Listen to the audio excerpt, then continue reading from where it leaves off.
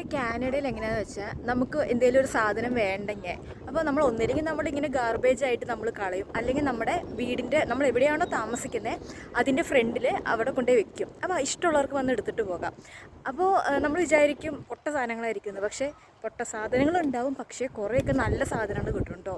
എനിക്ക് കഴിഞ്ഞ ദിവസം ഒരു ഫ്ലവർ വേസൊക്കെ കിട്ടിയായിരുന്നു. അപ്പോൾ ഇവിടെ അങ്ങനെ നാണക്കേടൊന്നും എടുത്തിട്ട് വരാൻ എല്ലാവരും ചെയ്യുന്നതാണ്.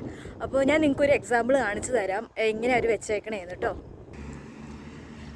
കുറേ ദൂരെ കണ്ടോ, കുറേ ദൂരമല്ല, അതാ കാണുന്ന കണ്ടോ കുറേ ചെയറൊക്കെ ഇരിക്കുന്നത്, അതൊക്കെ ഇങ്ങനെ കൊടുക്കാൻ വെച്ചേക്കണതാണ്. കൊടുക്കാനല്ല, വേണമെങ്കിൽ വന്ന് എടുത്തിട്ട് പോക്കോ, ഇല്ലെങ്കിൽ അവിടെ ഇരുന്നോട്ടെ, അല്ലെങ്കിൽ ഈ പറഞ്ഞ പോലെ ഗവൺമെൻറ്റിൻ്റെ വണ്ടി ഒന്ന് എടുത്തിട്ട് പോകും.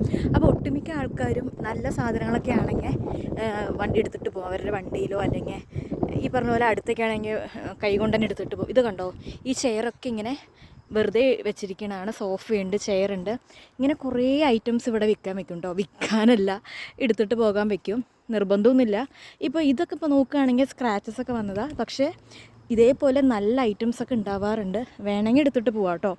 അങ്ങനെ ആരും ചോദിക്കുക, അങ്ങനെ എടുത്തിട്ട് പോകാൻ വേണ്ടിയിട്ടാണ് ഇവിടെ ഇങ്ങനെ ഇത് കൊണ്ട് വെച്ചിരിക്കുന്നത്.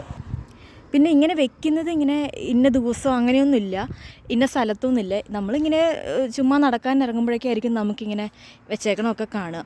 ഇത് കണ്ടോ, ഇതേപോലെ കുറേ വീടിൻ്റെ ഫ്രണ്ടിൽ പല പല ഐറ്റംസ് ഉണ്ട്.